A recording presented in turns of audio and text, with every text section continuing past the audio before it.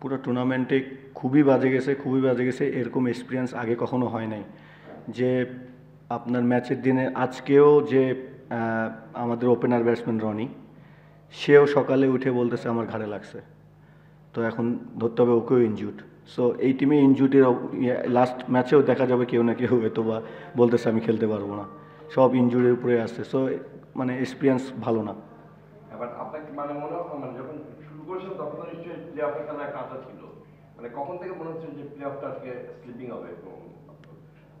আমার কাছে মনে হয় যে আমাদের রাকিন যদি ফুল সার্ভিস দিতে পারতো, তাহলে আমাদের যদি মানজি যদি একটা ভালো সার্ভিস দিতে পারতো, পল স্টার্লিং ছিল, এরা আসলে সব মানে ফ্র্যাঞ্চাইজিস ক্রিকেটের সব মানে নাম অনেক বড় নাম।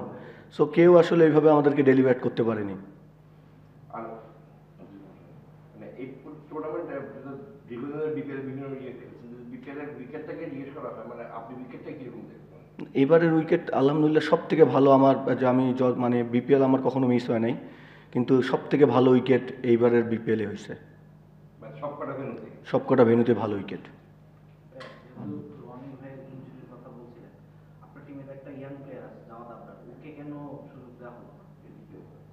না, ওকে সুযোগ দেওয়ার কথা ছিল, পরে আমাদের বলছে যে ইনএক্সপিরিয়েন্স আছে, ওকে আমরা চেষ্টা করব লাস্ট ম্যাচটা খেলানোর জন্য।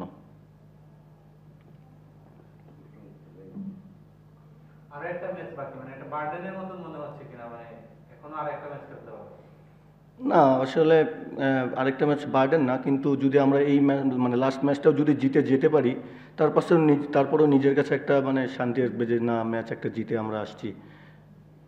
আর এখন আমার প্রশ্নটা 21-এর মতোই, যখন মানে দল বাদ হয়ে যায়, বাকি থাকা ম্যাচগুলোতে পারফর্ম করা বা বেটার পারফর্ম করা বা ফোকাস থাকা, এটা একটু চ্যালেঞ্জিং হয়ে যায় কিনা, বা এই জায়গাটা মরে যায় কিনা? না আসলে হোপ যদি না থাকে না, আসলে একটু টাফ হয়ে যায় পারফর্ম করা। সো সবাই প্রফেশনাল ক্রিকেটার আসলে, যে যদি ভালো খেলে আসলে, যে ব্যাটসম্যান হোক বলার হোক, যারা ভালো খেলে আসলে তার ভালোই লাগে। সো দিন শেষে যদি ভালো করা যায়, অবশ্যই সবারই ভালো লাগবে। আর কেউ কিছু করবেন? আপনার কবে থেকে জানতে পারছেন যে Mashrafe is not with your team? কোন ম্যাচ থেকে? আমরা তো আপনারা অনেকবারই বিভিন্ন সংবাদ এসে বলতে মাশরাফিকে এইভাবে রোলে বা ওইভাবে অনেক কিছু ব্যাপার, when did you know যে মাশরাফি আপনার সাথে নাই? আমরা শুরু থেকেই আমরা বুঝতে পারছি যে মাশরাফি আমাদের সঙ্গে থাকবে না।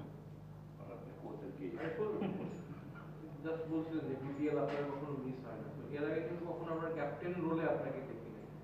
এবার যখন ক্যাপ্টেন্সি পেলেন, তাও এমন একটা ফ্র্যাঞ্চাইজি যেখানে ক্যাপ্টেন্সি নিতে যাচ্ছিল, আপনার কি মনে হয় আপনার ক্যাপ্টেন্সিটা আপনার ঘাড়ে পড়লো, এরকম একটা সিচুয়েশন নিতে হচ্ছে, এবং ফাইনালি যে এক্সপিরিয়েন্সটা হলো এই থ্রু আউট দিস জার্নি, সেটাও যেটা বললেন যে খুবই বাজে একদমই ভালো রেজাল্ট স্পিক্স ফর দ্যাট, সবকিছু মিলে আপনার কি মনে হয় যে ক্যাপ্টেন্সি নেওয়াটাই হচ্ছে একটা বড় ভুল ছিল আপনার জন্য?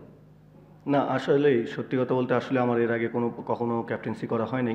সো করার পরে বুঝতে পারলাম যে আসলে কতটা প্রেশার নিয়ে আসলে কত কিছু হ্যান্ডেল করতে হয়। সো এটা একটা লাইফের গ্রেট এক্সপিরিয়েন্স যে কত কিছু মেনটেন করে চলতে হয়।